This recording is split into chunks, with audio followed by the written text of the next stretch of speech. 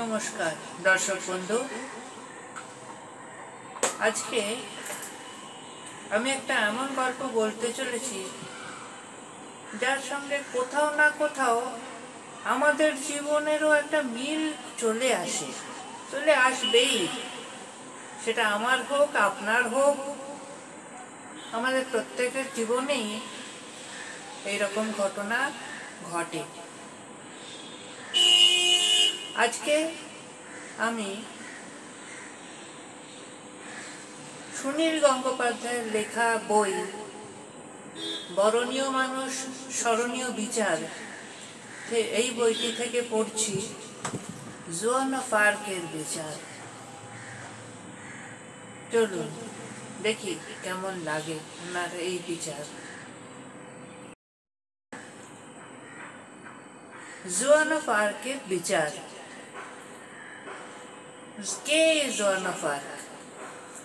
তার এত সাহস কি করে হয় যে এত বুদ্ধিজীবীদের সামনে সে একটু না ভয় পেয়ে সত্যি কথাটা বলে? কে জোয়ান অফ আর্ক? কে এত ক্ষমতা দেয় যে যুদ্ধে সে ইংরেজদের পরাজয় করে ফ্রান্সকে বাঁচিয়ে দেয়? সে তো একজন গ্রামের মেয়ে। 15 দিন 60 জন বিচারক মিলে খুঁচিয়ে খুঁচিয়ে জেরা করেছিল সেই 18-19 বছরের মেয়েটিকে।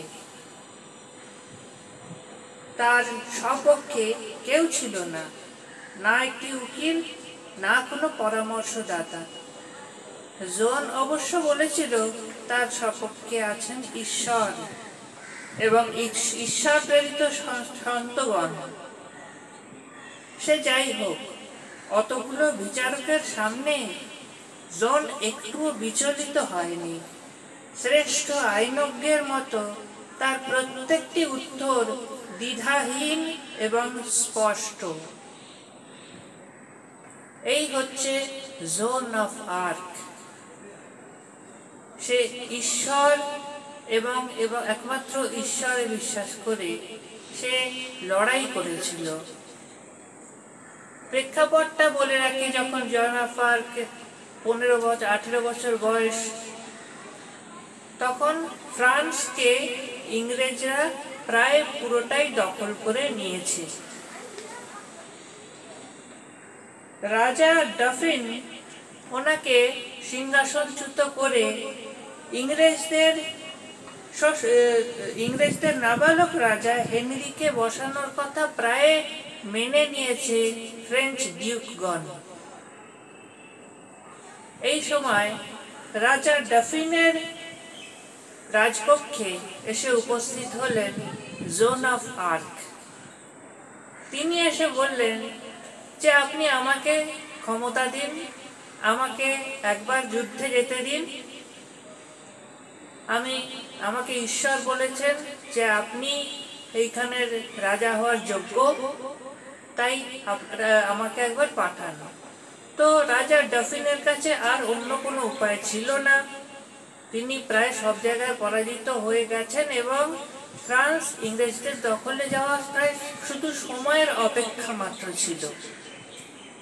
তো এই সময় রাজা জোন অফ আর্ককে যেতে দিলেন এবং সবাইকে আশ্চর্য করে দিয়ে জোন অফ আর্ক জিতে নিলেন। এক এক করে অনেকগুলি ফ্রান্সের রাজ্য পরাজিত হতে থাকলো ইংরেজ সৈন্যের সিংহ। কি সাংঘাতিক কথা বলুন! যেখানে ফ্রান্স প্রায় হেরেই গেছিল, সেখানে একটি মেয়ে, যে কিনা কখনো যুদ্ধবিদ্যা শেখেনি, সে কিনা জিতে ফ্রান্সকে তার মর্যাদা এনে দিল। একসময় ষষ্ঠ রাজা হিসেবে স্যার ডফিনকে উনি সিংহাসনে বসিয়ে দিলেন। আমি আবার সুনীল গঙ্গোপাধ্যায়ের লেখাতেই ফিরে আসছি। 1430 সালের মে মাসে জোন বার্গান্ডির ফরাসি ডিউকের সৈন্যদের হাতে ধরা পড়লেন। তাকে তারা ইংরেজদের কাছে বিক্রি করে দিল 50,000 পাউন্ডের বিনিময়ে। বুঝতেই পারছেন, সেই সময় ফ্রান্সের ধর্মচর্চা এবং ধর্মবিশ্বাস পরিচালনার কেন্দ্র ছিল প্যারিস বিশ্ববিদ্যালয়, এবং এই প্যারিস বিশ্ববিদ্যালয় তখন ছিল খুব ইংরেজ সমর্থক।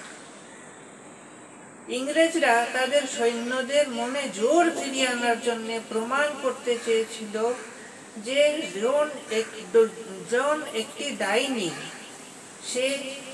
যে উপায় ফরাসিদের মধ্যে জাতীয়তাবাদ ভাব জাগিয়ে তোলার চেষ্টা করেছে তা অপবিত্র, অমঙ্গলজনক উপায়। সেই জন্যেই তার বিচারের জন্য সাহায্য নিয়েছিল প্যারিস বিশ্ববিদ্যালয়। বাবু, একজন 17 বছরের মেয়ে, তার বিরুদ্ধে কি অভিযোগ? না, সে নাকি ডাইনি, এবং সে ক্ষমতায় এলে, সে যুদ্ধে জয় করলে তাকে অমঙ্গল হবে। এই কথা প্রমাণ করবার জন্যে কতজন গুণীজন, 60 জন বিচারক মিলে সভা করা হয়েছিল। যাই হোক, এবার আমি সুনীল গঙ্গোপাধ্যায়ের জোনের আর বিচারকের প্রশ্নোত্তর একটু সংক্ষেপে উনি লিখেছেন, সেটা আপনাদের একটু পড়ে শোনাই। প্রশ্ন: নাম, পদবী, জন্মস্থান, বয়স, বাবা এবং মায়ের নাম কি? আমার গ্রামে আমাকে বলে জানেত, ফ্রান্সে জানি।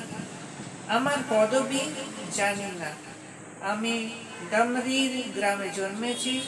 আমার বাবার নাম জাক আর মায়ের নাম ইসাবেল। আমার বয়স খুব সম্ভবত 19। প্রশ্ন: তুমি ছেলেবেলায় কিছু কাজ শিখেছো কি? উত্তর: হ্যাঁ, আমি সুতো কাটতে এবং সেলাই করতে শিখেছি।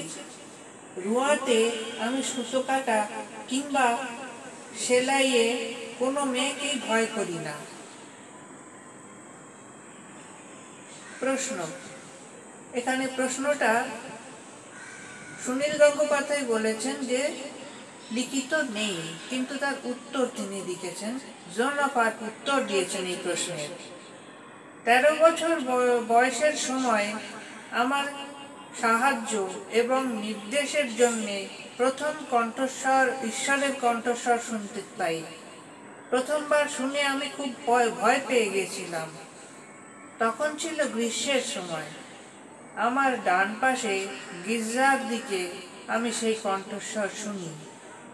সেই দিকে একটা আলো উঠেছিল, সাধারণত খুব তীব্র আলো।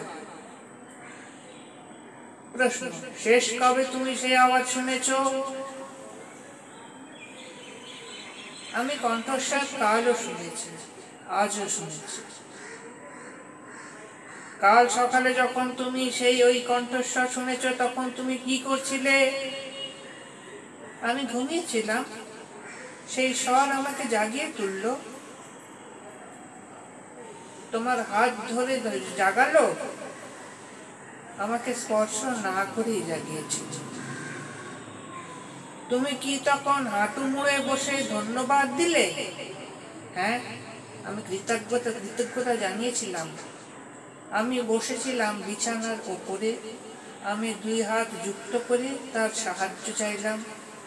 সেই স্বর আমাকে বলল, তুমি দৃঢ়ভাবে উত্তর দিয়ে যাও, ঈশ্বর তোমাকে সাহায্য করবে। হঠাৎ বোভের বিশপের দিকে ফিরে, অর্থাৎ যিনি জাজ, বিশপের দিকে ফিরে, আপনি বলছেন? আপনি আমার বিচারক। আপনি যা করছেন তার জন্যে সাবধান, কারণ একথা নিশ্চিত যে ঈশ্বর আমাকে পাঠিয়েছেন। এই কথাগুলো শুনে কখনো কখনো মনে হচ্ছে না যে এই কথাগুলো জোন অফ আর্ক বলছে না, জোন অফ আর্ককে দিয়ে ঈশ্বর বলাচ্ছেন। চলুন, তারপরে তিনি প্রশ্ন করলেন, তোমার সঙ্গে যারা কথা বলেছে তারা কি কোনো দেবদূত, না সন্ত, না ঈশ্বর স্বয়ং? সেই সব দেবদূত মাইকেল এবং সন্ত ক্যাথরিন ও সন্ত মার্গারেটের। তুমি এই সকলকেই সশরীরে এবং বাস্তবে দেখেছো? আমি তাদের নিজের চোখে দেখেছি, যেমন ভাবে আমি আপনাদের দেখেছি। তারা যখন চলে যান তখন আমি কাঁদি। আমি চাই তারা যেন আমাকেও সঙ্গে নিয়ে যান। সন্ত মাইকেলকে দেখতে কিরকম? দেখুন কিভাবে বেঁকিয়ে বেঁকিয়ে জোন অফ আর্কের মতো একটি ছোট্ট মেয়েকে প্রশ্ন করা হচ্ছে। সন্ত মাইকেলকে দেখতে কিরকম? আপনারা আমার কাছ থেকে আর কোনো উত্তর পাবেন না, একথা বলবারও বালকরাও জানে। অনেক সময় সত্যি কথা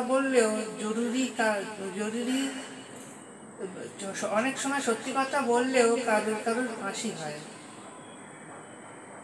যারা তোমার কাছে আসে তারা স্ত্রী কি পুরুষ কি করে বুঝতে পারো? আমি তাদের কণ্ঠস্বর শুনে চিনতে পারি। তারা আমার কাছে নিজেদের যেভাবে প্রকাশ করেন আমি তাই বুঝি। আমি ঈশ্বরের প্রকাশ আর আদেশ ছাড়া আর কিছু জানি না।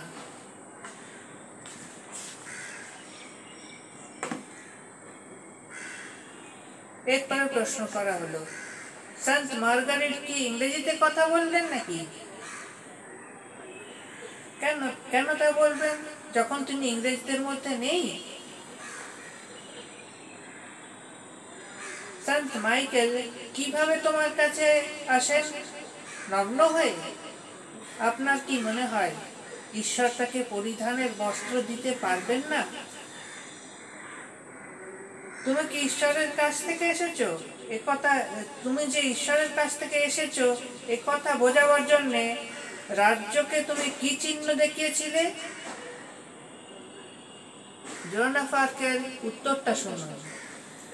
একজন দেবদূত যুবরাজকে রাজমুকুট এনে দিয়েছিলেন এবং বলেছিলেন যে ঈশ্বরের অনুগ্রহে এবং আমার চেষ্টায় তিনি ফ্রান্সের অধিপতি হবেন। দেখুন, জোন অফ আর্ককে নাকি একজন দেবদূত এসে এই কথা বলে দিয়ে গেছিলেন।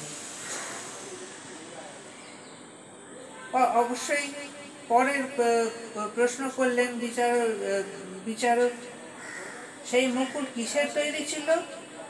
সেটা ছিল স্বর্ণ মুকুট। সেটি এতই মূল্যবান যে আমার কণ্ঠে তার মণিমুক্ত কিংবা সৌন্দর্যের বর্ণনা সম্ভব নয়। সেই দেবদূত আকাশ থেকে অথবা মাটি খুঁড়ে এসেছিল? আকাশ থেকে, অর্থাৎ ঈশ্বরের কাছ থেকে এসেছিল, শয়তানের কাছ থেকে নয়। দেবদূতেরা তোমাকে এখনো চিঠি লিখেছেন? তোমাকেও কখনো চিঠি লিখেছেন? না। তুমি সন্ত ক্যাথরিন কিংবা মার্গারেট কেও কখনো চুম্বন কিংবা আলিঙ্গন করেছো? হ্যাঁ, তাদের শরীর থেকে উত্তাপ এবং সুগন্ধ পেয়েছি। তুমি কোন জায়গায় চুম্বন করেছিলে? মুখে না পায়ে? ভাবুন কিভাবে অপ্রস্তুত করার চেষ্টা করা হচ্ছিল। তাদের পদচুম্বন করে সম্মান এবং সম্ভ্রমপূর্ণ। কি সুন্দর জবাব দেখুন। তুমি কি জানো তুমি ঈশ্বরের করুণায় আছো কিনা? যদি আমি না থাকি তবে ঈশ্বর কেন আমাকে সেখানে নিয়ে যান? যদি আমি থাকি তবে ঈশ্বর যেন আমাকে সেখানেই চিরকাল রাখেন। আমি এই পৃথিবীর সকলের চেয়ে দুঃখী এবং হতভাগ্য হব যদি আমি জানতে পারি আমি ঈশ্বরের করুণায় নেই। কিন্তু যদি আমি পাপী হই তবে কি তিনি দেবদূতের আমার কাছে পাঠাতেন? আমার ইচ্ছে হয় পৃথিবীর সকলেই যেন সেই কণ্ঠস্বর শুনতে পায়। তোমার কি মনে হয় সন্ত ক্যাথরিন এবং সন্ত মার্গারেট ইংরেজদের ঘৃণা করেন? ঈশ্বর বা যা ভালোবাসেন তারাও তাই ভালোবাসেন, ঈশ্বর যা ঘৃণা করেন তারাও তা ঘৃণা করেন। ঈশ্বর কি ইংরেজদের ঘৃণা করেন? ঈশ্বর তাদের ভালোবাসেন কিংবা ঘৃণা করেন তা আমি জানি না, তবে আমি জানি ঈশ্বর চান যে তারা ফরাসি দেশের বাইরে চলে যাক। কত বড় কথা বলল! তোমার কি এমন বিশেষ গুণ আছে যার জন্য ঈশ্বর অন্য কারুকে পছন্দ না করে তোমার কাছেই দেবদূত পাঠালেন? হয়তো ঈশ্বরের এই অভিপ্রেত ছিল যে একজন সামান্য কুমারীকে দিয়েই ফ্রান্সের শত্রুদের বিতাড়িত করবেন।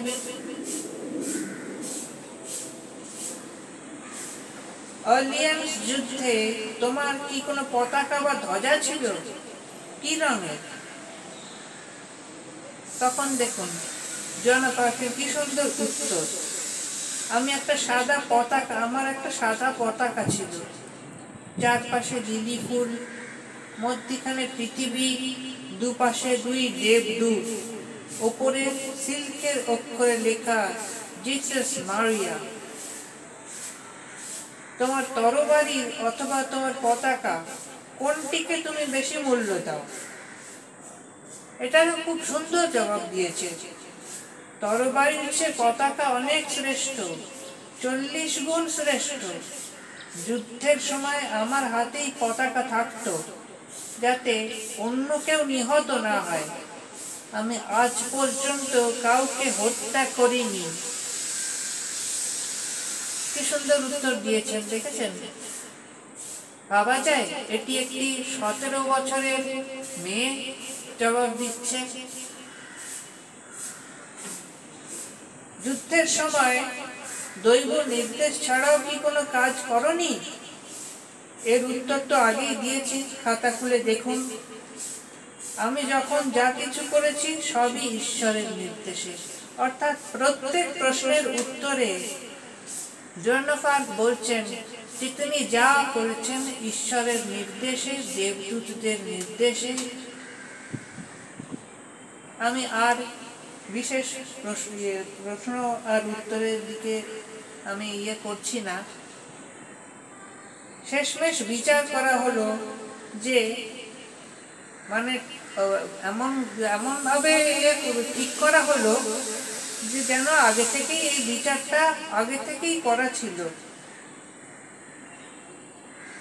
সুনীল গঙ্গোপাধ্যায় লিখছেন, সিদ্ধান্ত আগে থেকেই নেওয়া ছিল। তার সম্বন্ধে বলা হলো, তুমি একটি ডাকিনী, ধর্মহীনা এবং ধর্মবিদ্বেষী। যে গির্জার কর্তৃত্ব মানে না সে নীতিহীন, সে সুরুচি এবং শোভনতা অভিযোগ চক্ষুলজ্জার খাতিরে শেষ পর্যন্ত চাপানো যায়নি। জনের ওপর আদেশ হলো, তুমি যদি বা তোমার দৈব বাণীকে অস্বীকার না করো তোমাকে পুড়িয়ে মারা হবে। অর্থাৎ জন অফ আর্ক তো উনি মেয়েদের পোশাক পরতেন না, এটা আমি আগের ইয়েতে দেখে বলা হয়েছে, প্রশ্ন উত্তরে এই প্রশ্ন উঠেছে যে তুমি মেয়েদের পোশাক পরো না কেন। তাতে জন অফ আর্ক বলেছিলেন যে হয়তো ঈশ্বর চান না তাই জন্য আমি পরি না, ঈশ্বর চাইলে আমি মেয়েদের পোশাক পরতে আমার কোনো আপত্তি নেই, এরকম উত্তর দিয়েছিল। সেটা এই ধর্মগুরুরা মানতে পারেননি, তো তাই শেষ পর্যন্ত তাকে পুড়িয়ে মারার বিচার হলো। কিন্তু জোন অফ আর্ক সে তো যতই কথা বলুক, সে তো একজন অল্প বয়সী মেয়ে, 18-19 বছরের মেয়ে। সে ভেবেছিল তাকে হয়তো ইচ্ছে করে বলা হচ্ছে, মজা করে বলা হচ্ছে যে পুড়িয়ে দেওয়া হবে, কিন্তু তাকে যে সত্যি শুলে চড়িয়ে পুড়িয়ে দেওয়া হবে তখন সেটা সে জানতো না। যখন জানলো তখন তার মধ্যে ভয় তৈরি হলো। এই থেকেই বোঝা যায় যে জোন অফ আর্ক কোনো ডাইনি ছিল না, সে আসলে একজন মানুষ ছিল। তাকে দিয়ে ঈশ্বর যা বলানোর, যা কাজ করানোর করিয়েছিল। সুনীল গঙ্গোপাধ্যায় বলছেন, মাঠের মধ্যে জনসাধারণের সামনে তাকে উঁচু জায়গায় দাঁড় করানো হলো। উজ্জ্বল নিষ্পাপ একটা 19 বছরের যুবতী, অসাধারণ রূপসী ছিলেন জন। তার মুখে ছিল মহিমমণ্ডিত, যা দেখলেই তার প্রতি সাধারণ লোকের একটা অদ্ভুত টান জন্মাতো। সেই যুবতীকে এখনই পৃথিবী ছেড়ে চলে যেতে হবে। পৃথিবী কিছুই তার ভোগ করা হলো না। যদি তার দৈব নির্দেশ নিতান্ত ভুল ধারণাও হয়, তবুও তাকে পুড়িয়ে মারা অকল্পনীয় বর্বরতা। যখন তার গায়ে আগুন লাগাবার জন্য মশাল এগিয়ে এলো, ভয়ে চিৎকার করে উঠলেন জোন অফ আর্ক। সেই ভয়ঙ্কর আগুন থেকে নিমেষের মধ্যে চলে গেল অপার্থিব ভরসা। কোথায় গেল সেই আদর্শের ভর করা সৈনিক ত্রাস জোন? জেগে উঠল একটা 19 বছরের রক্ত মাংসের মেয়ে। জ্বলে উঠল তার নিজের বুকের আগুন। বেঁচে থাকার প্রবলতম ইচ্ছা তাকে ডুবিয়ে দিল। বাঁচাও বাঁচাও বলে চেঁচিয়ে উঠল জন। না না, আমাকে বাঁচতে দাও, আমাকে বাঁচতে দাও। আমার মনের জোর নেই, আমার দৈব নির্দেশ আমাকে ছেড়ে চলে গেছে। আমাকে বাঁচাও, আমি সব মেনে নেব, গির্জাকে মানব, মেয়েদের পোশাক পরব, বাঁচাও। দেখেছেন জোন অফ আর্ক ভয়ে তখন ঠকঠক করে কাঁপছে। জ্বলন্ত মশাল এগিয়ে আসছিল, কিন্তু যখন তারা দেখলো যে জোন অফ আর্ক ভয় পেয়ে তাদের গির্জার নিয়ম মানতে রাজি হয়েছে, তাদের মেয়েদের পোশাক পরতে রাজি হয়েছে, তখন তাকে 3 দিনের জেল হেফাজত দেওয়া হলো। 3 দিনের জন্যে তিনি কারাগারে বন্দী রইলেন।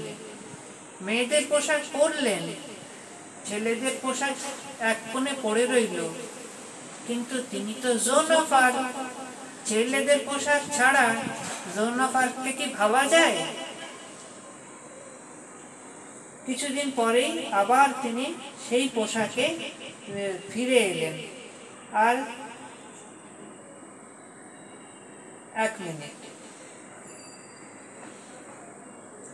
আসলে জন প্রথমটায় বিশ্বাসই করতে পারেননি যে তাকে সত্যিই পুড়িয়ে মারা হবে। এমনই নিষ্পাপ ছিল তার মন। ফলে মৃত্যুর জন্যে তিনি নিজেকে প্রস্তুত করে নিতে সময় পাননি। এবার আবার ফিরে এলো পূর্বের সাহস, মৃত্যু ভয়কে জয় করার আনন্দ। জনকে আবার ডাকেনি বলে ঘোষণা করা হলো এবং 1431 খ্রিস্টাব্দে 30 মে তাকে পুড়িয়ে মারা হলো। হাত পা বাঁধা অবস্থায় নিঃশব্দে দাঁড়িয়ে রইলেন জন। পায়ের তলা থেকে উঠে এলো আগুনের শিখা, দপ করে জ্বলে উঠল চুল। থাক, সে মৃত্যু বর্ণনা না করাই ভালো। জন শান্ত আনন্দের সঙ্গে মৃত্যুতে গ্রহণ করলেন। জোন অফ আর্কের স্বপ্ন স্বাদ কিন্তু শেষ পর্যন্ত অপূর্ণ থাকেনি। তার মৃত্যুর অল্প কয়েকদিন পরেই ইংরেজরা ফরাসি দেশ থেকে বিতাড়িত হয়ে 1455 খ্রিস্টাব্দে পোপ ক্যালিক্সটাস বিতাড়িত হয়। 1455 খ্রিস্টাব্দে পোপ ক্যালিক্সটাস জোন অফ আর্কের পুনর্বিচারের আদেশ দেন। নথিপত্র পরীক্ষা করে দেখা গেল তার বিরুদ্ধে মিথ্যে সব অভিযোগ আনা হয়েছিল এবং তাকে শাস্তি দেওয়া হয়েছে অন্যায়ভাবে। বৌদ্ধের বিশপ, অর্থাৎ যিনি বিশপ ছিলেন, যিনি বিচার করছিলেন, যিনি ছিলেন জোনের হত্যাকারীদের পান্ডা, তার দেহ কবর থেকে তুলে নর্দমায় ছুঁড়ে ফেলে দেওয়া হলো। শেষ পর্যন্ত মাত্র এই 1920 সালে জোন অফ আর্ককে একজন খ্রিস্টীয় সন্ত বলে ঘোষণা করা হয়েছে। সন্ত ক্যাথরিন এবং সন্ত মার্গারেট, যারা ছিলেন জোনের অত্যন্ত প্রিয়, এখন তাদের পাশে সন্ত জোনের স্থান।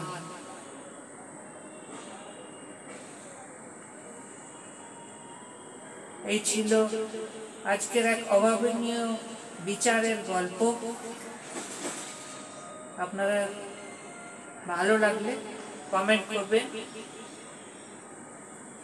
এই বলেই আজকের আমি গল্প শেষ করলাম।